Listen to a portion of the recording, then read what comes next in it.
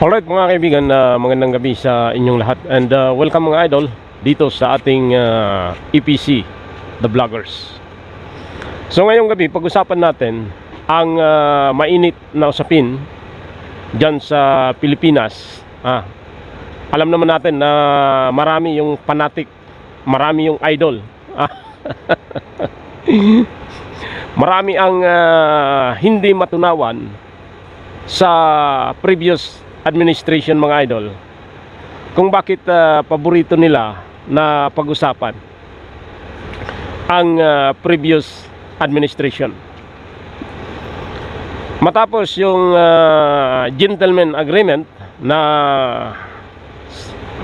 congressional hearing, may lumitaw na naman mga idol itong war on drugs investigation ng Kongreso. Lahat po yan mga idol ang nangyayari sa Kongreso. Sino ba yung Speaker ng Kongreso? Ang alam natin ay si Speaker Romualdez, Martin Romualdez. Sino ba ang Presidente? Ferdinand Marcos Romualdez Jr. So dito mga idol, pag linaliman natin yung ating analisasyon, isa lang ang ibig ipahiwatig sa taong bayan na durugin at i-neutralize. Parang gusto nilang durugin ng pinong-pino ang Duterte, upang sa ganun mga idol ay wala nang tinik sa kanilang mga adhikain upang palawigin ang kanilang pwesto. Nagnanais mga idol itong Marcos, Sani Puersa at itong Romualdez na pahabain ang kanilang termino bilang presidente, at itong si Romualdez naman ay nagnanais na baguhin ang sistema ng ating gobyerno. Nang sa ganun mga idol, siya ang itatalagang Prime Minister, just in case na maisulong ang pagbabago sa ating saligang batas, pagbabago sa sistema ng ating gobyerno, upang sa ganun ay itong mga ambisyosong ito mga idol maupo ng matagal sa ating gobyerno. So alam natin na ang lahat ng nagaganap na investigasyon may kinalaman sa Duterte administration, lahat po yan pinag-usapan ng mga kaalyado ni Martin Romualdez dyan sa Kongreso, mga kaalyado ni Marcos dyan sa Senado, andyan yung kanyang kapatid si Amy Marcos. Lahat po yan mga idol ay hindi mo masabing coincident lang. Lahat po yan ay talagang mayroon silang agenda upang durugin, basagin ang popularidad ng Duterte, dahil alam nila na hanggang ngayon Vice President Sara Duterte is happy to the result of the national survey of being top and most trusted leader in the country today. Kaya ano yung ginagawa ng Kongreso? Lahat ng hearing mga idol upang durugin ang Duterte ay ginagawa nila. May wrong hearing ang Kongreso, may kinalaman sa DOH funding, na kung saan kinakaladkad din nila yung pangalan ng Duterte. Ngayon ito namang war on drugs, gusto nilang kaladkarin ang pangalan ng Duterte, at kasama yung galamay, yung mga taong sumusuporta kay Pangulong Rodrigo Roa Duterte. At alam ng taong bayan na itong si Ronald Bato de la Rosa, former PNP chief, ay gusto rin nilang durugin mga idol upang hindi na manalo ngayong darating na eleksyon para sa local midterm election. Alam natin na si Bato de la Rosa ay talagang may potensyal na leader, although yung iba ay hindi believe sa kanyang strategy sapagkat magkaminsan nagiging komiko din itong si Bato, but yung paninindigan bilang isang leader, mga idol, ay makikita natin kay Senator Bato de la Rosa. Andyan, mga idol, Senator Bongo na talagang 100% loyal. Bali-balik ta rin mo man ang kanyang pagkatao, Duterte ang kanyang isisigaw. So yan, mga idol, dito sa congressional hearing kung saan pinag-uusapan dito yung mga kaganapan nung drug war na inlinunsad ng previous administration. So pakinggan natin, mga idol, yung mga paglalahad dito sa congressional hearing na ginaganap.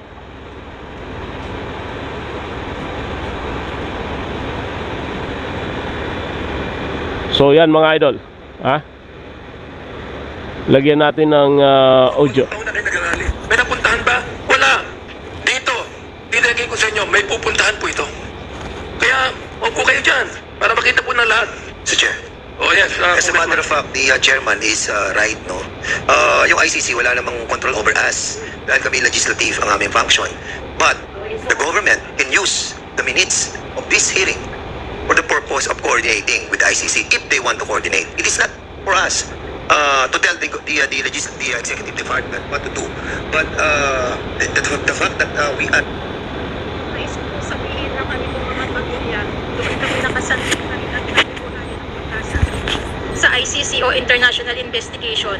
Nabanggit nyo na parang hindi kami nakikipag-unay sa ICC. Kung sabihin na kami pong mga pamilya, doon kami nakasandig pa rin at nabubuhayan ng pag-asa sa ICC o International Investigation. Nabanggit nyo na parang hindi kami nakikipag-unay sa ICC. Wala po kaming pakialam sa ICC. Walang pakialam ang ICC sa committee ito. Pero ayaw namin na gamitin ng ICC itong committee ito para sa kanilang sariling interes. Na huwag niyong babanggitin ng ICC dito. Huwag niyong banggitin. Huwag, okay? Sapagkat wala kaming pakialam sa ICC. At hindi namin nahayaan na pakialaman kami ng ICC. That number is 20,322 persons killed in the war on drugs. Who is the president you're referring to? The former President Rodrigo Roa Duterte. We think na maliban sa mga police officials natin, kasi it's also former President Duterte who even included kahit yung AFP natin, may panahon din na yung AFP in-involved dun sa war on drugs.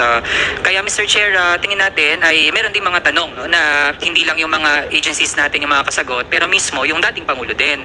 Kaya in addition sa ating pagtingin din na dapat yung former PNP chief, si Ronald De La Rosa ay maimbitahan, tingin natin Mr. Chair timely din na si former President Rodrigo Duterte ay imbitahan din natin, no? Bilang siya din naman ay hindi incumbent official, isang civilian, and kung may mga dapat din siyang sagutin sa iba pang issue sa other committees, kahit dito din naman na siya talaga yung primary reference dun sa CMC.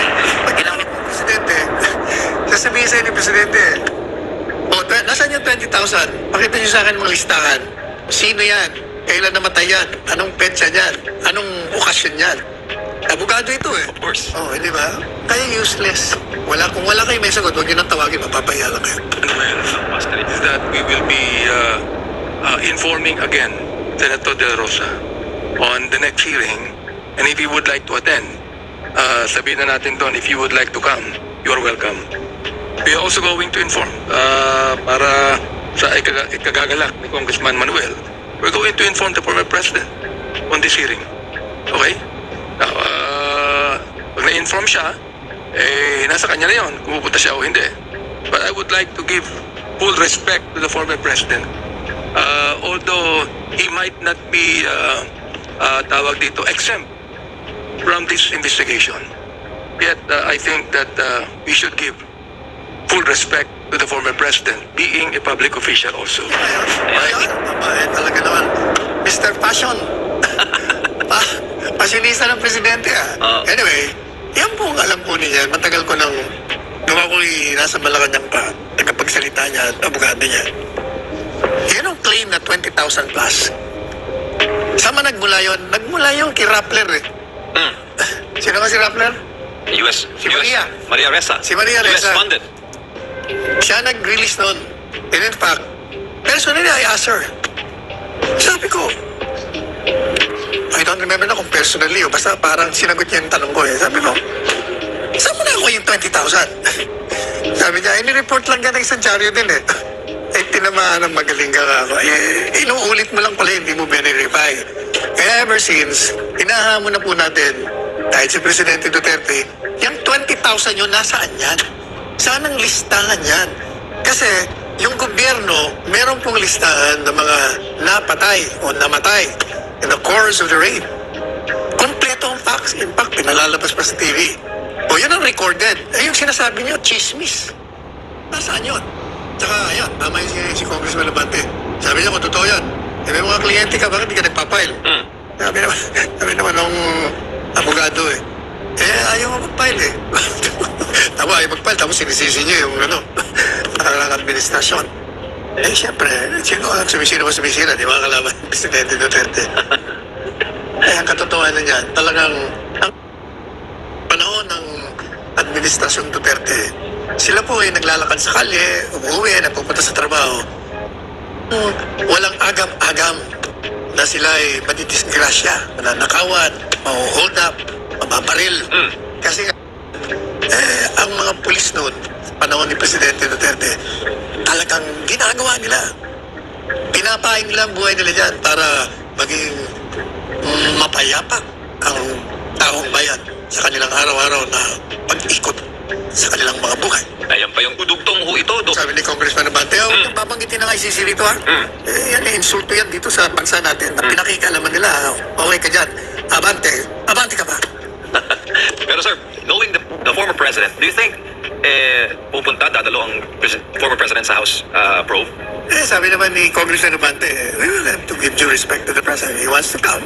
He may want to join us. Kung ayaw niya naman, wala rin problema.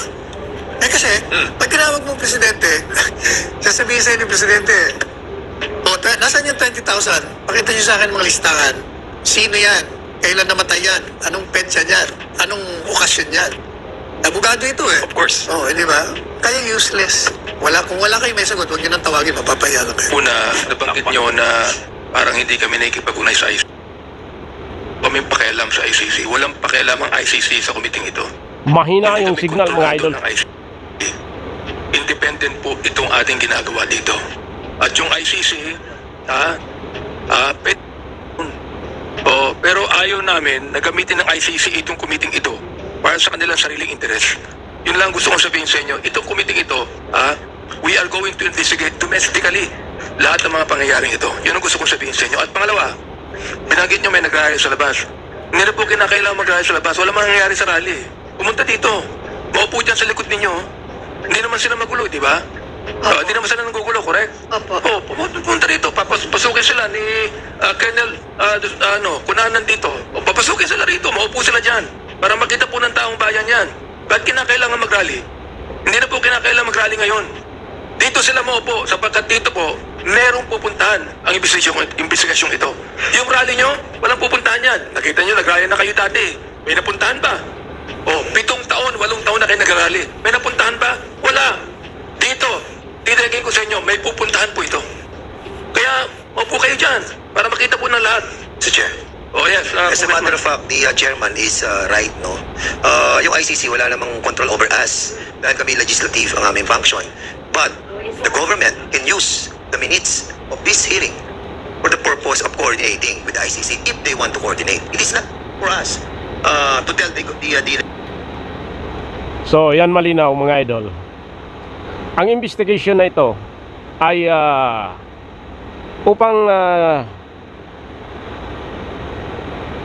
ang investigation na ginagawa nila mga idol, malinaw na sinabi ni Congressman Dan Fernandez ng Santa Rosa na yung minutes ng kanilang Senate Congress investigation ay maaaring gamitin ng Estado upang i-report o papasukin yung ICC. And sa tingin ko mga idol, ito na yung magiging hakbang ng gobyerno ni Marcos upang ipitin ang Duterte.